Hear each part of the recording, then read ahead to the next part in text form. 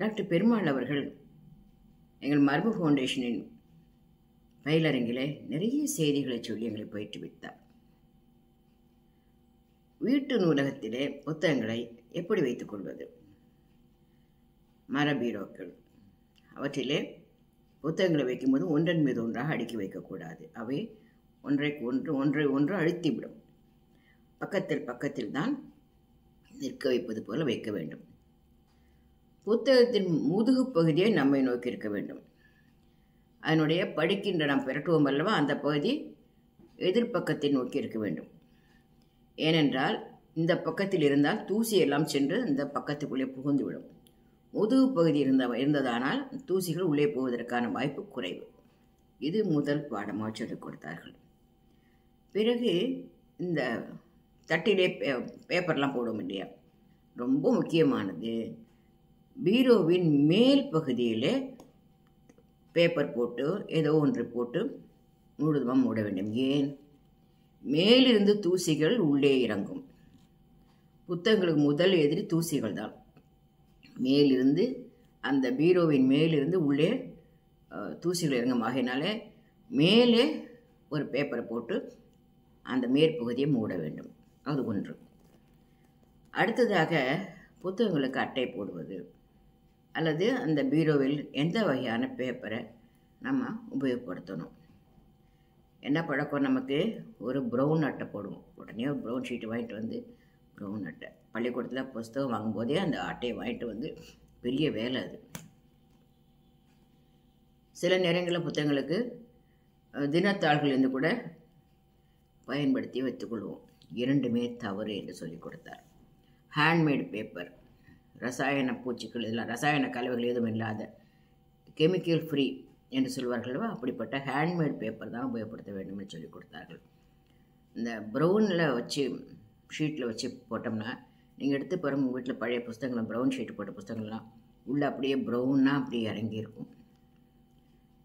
அந்த பிரிண்டட் பேப்பரை ஏன் உபயோகப்படுத்தக்கூடாதுன்னா, அதில் இருக்க அந்த அச்சு எழுத்துக்கள் இருக்கு இல்லையா, அதில் ரசாயனம் இருக்குது இல்லையா, அதுவும் அதில் இறங்கும். ரசாயனங்கள் புத்தகத்துக்கு எதிரி. ஆகவே ஹேண்ட்மேட் பேப்பர் விலை அதிகம்தான், ஆனால் கொஞ்சம் கொஞ்சமாக வாங்கி சேர்த்து கொள்ளலாம். ஏன்னால் புத்தகத்தினுடைய மதிப்பு மிக மிக அதிகம். நாம் ஏதோ பட்டுப்புடைகளும் நகைகளும் மட்டும்தான் இது பாதுகாப்பு நினைக்கிறோம். புத்தகங்களை பாதுகாப்பது மிக மிக முக்கியம். அது கூட மட்டுமல்ல,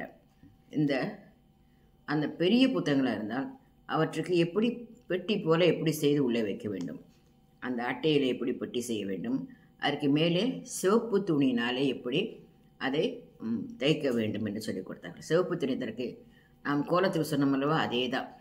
என்னவென்றால் சிவப்புக்கு மறுதளிக்கிற குணம் உண்டு. அது பூச்சிகளை எல்லாம் மறுதளித்து விடும். ஆகையினால் தான் சேப்பிலே பார்த்துருக்கோம், பைண்டு வச்ச புத்தகங்கள் மேலே அந்த காலத்து புத்தகங்கள் சேப்பில் இருக்கும். அது ரொம்ப முக்கியமானது.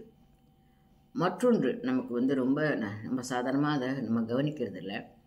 வருஷத்துக்கு 2 தடவை புத்தகம் பீரோவை நம்ம எடுத்து புத்தகங்களை சுத்தம் பண்ணி வைக்கிறோம். எப்போ வைக்கிறோம்? போகி பண்டிகை மாதிரி எல்லாத்தையும் சுத்தம் பண்ணுவோம். சரஸ்வதி பூஜை போது சுத்தம் பண்ணுவோம். ரொம்ப அழகான அதுக்கான காரணத்தை டாக்டர் பெருமாள் சொல்லி கொடுத்தார். என்ன என்றால், சரஸ்வதி பூஜை என்பது மழை காலத்தின் தொடக்கம். அப்போ புத்தகங்கள்லாம் எடுத்து துடைத்து உள்ளே வைக்கணும். மழைக்கால முடிவில் நமக்கு போகி பண்டிகை வரும். அப்போ எடுத்து திரும்பவும் தொடச்சி வைக்கிறோம். ஆக மழை காலத்தில் அதில் பூசணம் பூக்குவதுன்னு சொல்லுவார்கள், அதெல்லாம் இல்லாமல் துடைத்து வைக்கணும். இதனால்தான் 2 நாட்களையும் நமக்கு இப்படி சொன்னார்கள் என்று சொல்லிக் கொடுத்தார். அப்புறம் இன்னொன்று சொல்லிக் கொடுத்தார். அது என்னவென்றால், இந்த புத்தகங்களை எல்லாம் சுத்தம் பண்ணி வைக்கும்பொழுது எப்படி சுத்தம் பண்ண வேண்டுமென்றால், அந்த முதல்ல அட்டை இருக்குல்லவா, பின் அட்டை, அந்த அட்டைக்கு இடுக்கில் தான் அந்த பூச்சியெல்லாம் முட்டை போடும். அதனால் மெதுவாக ப்ரஷ்ஷை வச்சு மெதுவாக அதை 2 பக்கமும் எடுத்து 2 அட்டை பக்கத்தையும் எடுத்து தொடச்சிட்டு துணியால் தொடச்சிட்டு புத்தகம் மூலமே உள்ளே வைக்கணும். இதுதான் முறை. இப்படி பண்ணினோம்னா புத்தகங்கள் நீண்ட நாட்களுக்கு இருக்கும். இதை தவிர அதுக்கான இயற்கை மருந்துகளை என்ன போடலாம், இப்படிப்பட்ட பல செய்திகள்லாம் சொல்கிறார். இன்றைக்கு நான் புத்தக பீரோ திறக்கும் போதெல்லாம் டாக்டர் பெருமாள்னா நான் இன்னும் நிறுத்திக்கொள்ளினேன். இதெல்லாம் எனக்கு சுந்தர் அவர்கள் எனக்கு நடைமுறைப்படுத்தி கொடுத்தார். என்னோடய பீரோவெல்லாம் எடுத்து எப்படி பண்ணுவேன், என்னுடைய மாணவர்கள் எல்லாருமே சேர்ந்து எனக்கு நிறைய புத்தகங்கள் எல்லாம் செய்து கொடுத்தார்கள். மிக நன்றியோடு நான் அவர்களை நினைத்துக் கொள்கின்றேன் டாக்டர் பெருமாள். மாணவர்களே.